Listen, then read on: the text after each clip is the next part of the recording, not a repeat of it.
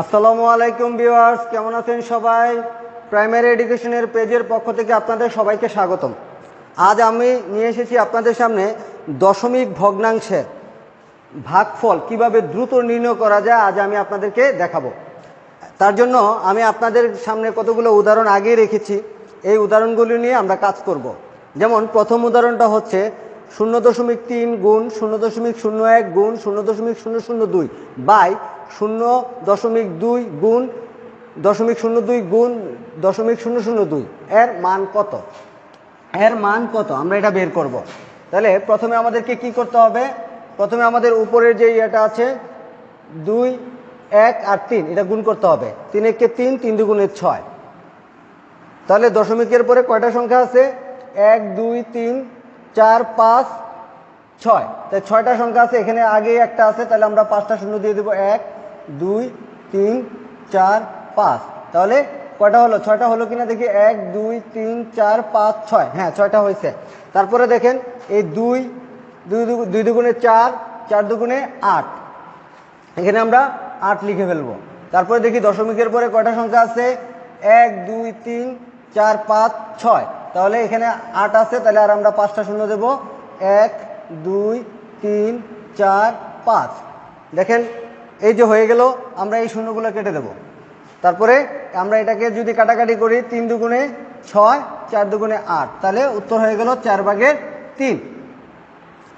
আমরা আরেকটা উদাহরণ দেখি। এই যে দেখেন, যদি আমরা ওই নিয়মে করি, 3 দুগুণে 6, 6 কে 6, তাহলে আমরা এখানে 6 দিয়ে দিলাম। দশমিকের পরে কয়টা আছে? 1, 2, 3, 1, 2, 3, 4, 5। তাহলে এখানে আগে একটা আছে, তাহলে আমরা 4টা শূন্য দেবো। 1, 2, 3, 4। তারপরে নিচেরটা দেখি, 3 দুগুণে 6, 6 কে 6, তাহলে আমরা এখানেও 6 লিখলাম। তাহলে কত আসে? শূন্য কটা আসে দেখি দশমিকের পরে কটা সংখ্যা? 1, 2, 3, 4, 5। তাহলে আমরা এখানে 4টা শূন্য দেবো। 1, 2, 3, 4, হ্যাঁ 5 হয়ে গেল। তাহলে এই শূন্যগুলো কেটে দিলাম। 6 কে 6, তাহলে উত্তর 1 চলে আসলো। তো বন্ধুরা, এই ছিল নিয়ম। আমরা এখন একটা ব্যতিক্রম উদাহরণ দেখব, যে যদি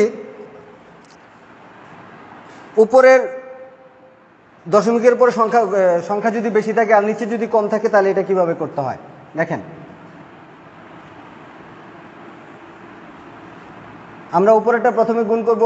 3, 4, 12, 12, 1, 12। তাহলে দশমিকের পরে আমাদের কয়টা সংখ্যা আছে? 1, 2, 3, 4, 5, 6। তাহলে অলরেডি 2টা আছে, তাহলে আমরা আর 4টা শূন্য দেবো। 1, 2, 3, 4। তারপরে আমরা নিচেরটা দেখব, 6 কে 6। তাহলে দশমিকের পরে 1, 2, 3, 4, তাহলে একটা আছে, আর আমরা 3টা দেবো। 1, 2, 3। বন্ধুরা, আপনারা এখানে খেয়াল করেন, উপরে দশমিকের পরে 6টা সংখ্যা আছে, আর নিচে হলেও 4টা সংখ্যা আছে। তো আমরা এই 4টা সংখ্যা এটা সমান করতে হবে আমাদের। তাহলে আমরা এখানে আরও 2টা শূন্য এখানে বসাই দেবো, আর এই পাশে শূন্যগুলো আমরা কেটে দেব। কেটে দিলে দেখা যাবে যে 12/600 চলে আসছে। তাহলে আমরা এটাকে যদি কাটাকাটি করি, এখানে আমরা এটা নিয়ে আসি।